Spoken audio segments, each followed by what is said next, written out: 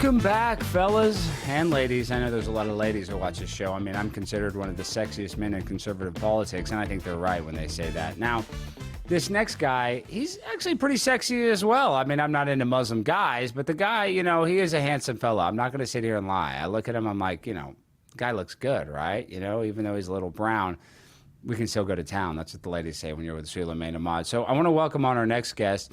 He is a terrorist sympathizer, but I will say this.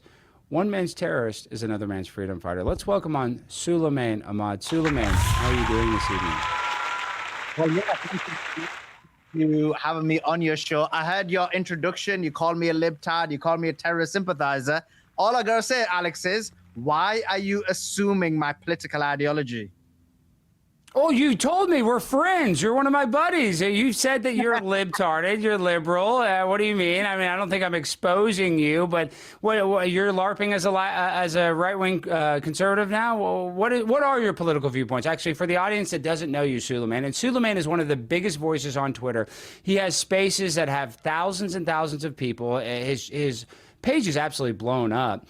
And I think that Sulaiman is responsible for a lot of this propaganda war that Israel's not doing very good at. I mean, they probably look at you as you're an adversary to their propaganda war, to say the least, right, Sulaiman? Well, they are, of course. They weren't ready for us. They weren't ready for us to expose the truth about them, and hence why, as you may know, they put my name on a missile. Such was the discontent, such was the hatred they had for me, that they put my name on a missile in Israel because, you know, we were pushing back. We were debunking a lot of their propaganda and a lot of their fake news, and they weren't ready for it. Well, you know, Sulaiman, I'm sure you probably have some Jewish friends, right? And I think that the label of anti... Well, I'm the only one. I'm the only Jewish friend you have. Okay, well, you know, I'm laid back. I guess I'm maybe too laid back. But I guess real quick, the first question I want to ask you, they call everybody anti-Semitic. I think that's ridiculous. Some people are anti-Semitic, you know, but most people are probably not anti-Semitic. They just think what Israel's doing is a little strong. You know, they're strong-arming. What do you think about all of the people in the media that call everybody anti-Semitic? Or do you think that's fair or unfair? Well, I think it's an important question you ask, because there's actually, I would say I'm somewhere in the middle, because you've got people who, basically the Jewish people or the Zionists, who will call people like me anti-Semitic, even though I'm very precise in when I speak, I'm very precise in when I talk, I'm very precise in the information that I relay. On the other hand, you got people who are on the, like, you could say far right or whatever, who get angry with me because I don't blame all Jews. And so I think the issue is that people live in this echo chamber and they're not willing to understand the depth and breadth of it. And so they will call someone like me anti-Semitic, even though I'm not. I make a differentiation. I say it's a Zionist issue as opposed to a Jewish issue. I believe the vast majority of Zionists aren't Jewish, although the vast majority of Jewish people are Zionist. And then people say, on the other side, they say, look, you're afraid to name the Jew. But I think that's a weak point, because in reality, I say they're weak. Because if they're going to say it's only Jews, what about the Christian Zionists? What about the Muslim Zionists? And in reality, the reason why they don't want to call those people out is because they want to continue to be platformed by them.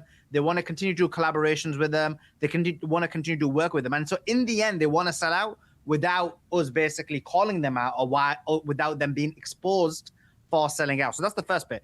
The second thing is, the reason why the Zionists want to label us as anti-Semitic is because they want to get to a point where nobody, as you said, question Israel. Nobody questioned Jewish supremacy. No one questioned the specific attacks on, for example, in the United States of America. If you look at the attack on free speech, you look at the attack on the Constitution, you look at the attack on law and liberty, you look at the attack on the control of have over the United States of America and the United Kingdom. And so by labeling anyone who questions them on these issues, adopting the IHRA definition, which is very loose, it means if you question someone's loyalty to Israel, if you question that someone has Jew loyalty, you question whether, you know, the Jews killed Jesus, you will be expelled from university. And so, yes, they are doing it in an extreme manner because they want to censor, and the other side are doing it because they want to basically either make someone to be anti-Semitic without any real basis, or in reality, they want to hide their own situation where they want to collaborate with Zionists.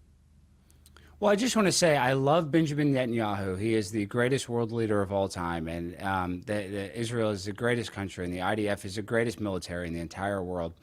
But at the same exact time, I love those hot Israeli babes that have to go and get drafted into the war, and they're holding the guns and they have the big breasts. I love that. Those are my favorite soldiers. But I will say this is my critique. Well, but this is my critique, and I do support Israel. Obviously, I know you don't. But I do not like that this is considered one of the best militaries in the world. But in Gaza, they have an 84% civilian casualty rate. If you're so good at, military drills, or they're not drills, of just being a military, why are you killing a lot of people that are under 18 that are not part of Hamas? So that's where I am nuanced in my position. Of course, Israel is our biggest ally. We basically share all of our information with Mossad, whether you like that or not. That's just the truth. So going after somebody that's our ally, I love America. So I think that we should support our allies. But if our allies are killing children, I'm not cool with that. I'm anti-war. So it's a nuanced position, but it's not widely accepted. So first things first, when you're saying you love the IDF babes, the problem with that is, you may not know this, Alex, but that is AI. And the person who's likely behind that. No, time out. Not all of them are AI, because I know people have gone on that trip and they got seduced by some of these military women. So there are some of them are real, Sulaiman, but go ahead. I just want to say they're not all AI. I need to clarify that.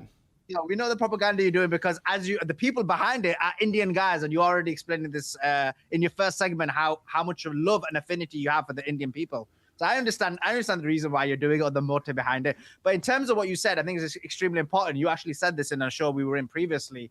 I'm not sure if it's the one that was censored or not, but in one of the shows, you said that if you look at the kill rate in Gaza, it's 87%. It means 87% of civilians are being killed to 13% of IDF. And that is based on the current numbers that have been relayed, which is of 70,000. I don't even think those numbers are right. I think Hamas have given lower numbers. I don't agree with the Hamas ministry numbers. I think the numbers are much higher. It's likely, and according to Lancet and various other studies, they're claiming it's 500,000, 600,000, 700,000.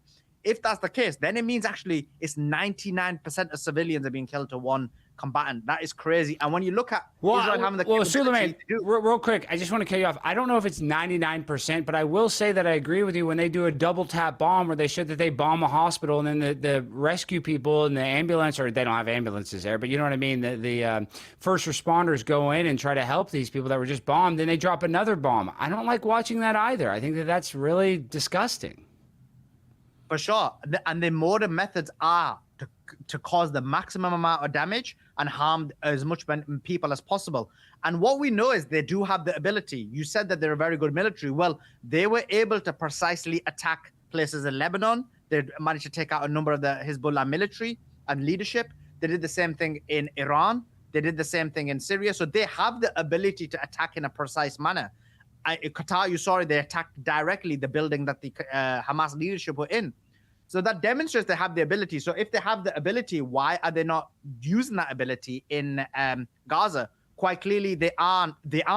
And the reason is intentional, because they want to cause as much damage as possible.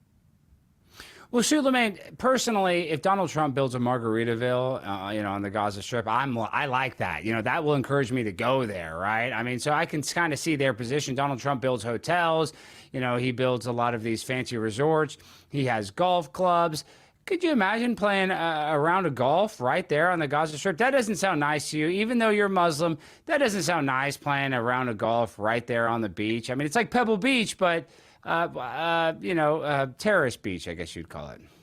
Well, you'd call it innocent civilian beach, where basically you'd be playing golf on the bodies of dead Gazans who've been murdered by the Israelis.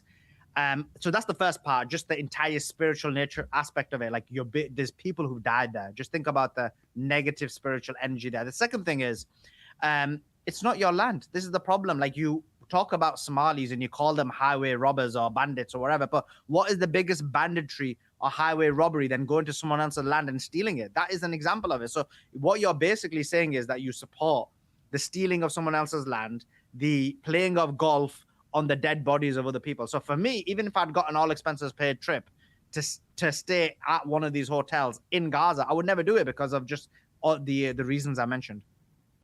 Well, Sulaiman, you've never had the breakfast buffet at a five-star resort, and trust me, it's delicious. They got every, I know you don't eat the bacon there, but they got thick cut bacon. The bacon is going to be this thick. I mean, it's something that a normal person can't even chew. If you had dentures, you wouldn't even be able to eat the breakfast buffet that's going to be there. So coming up next, Sulaiman, we're going to get into a lot of different topics. I really appreciate you coming on, even though we don't agree on everything.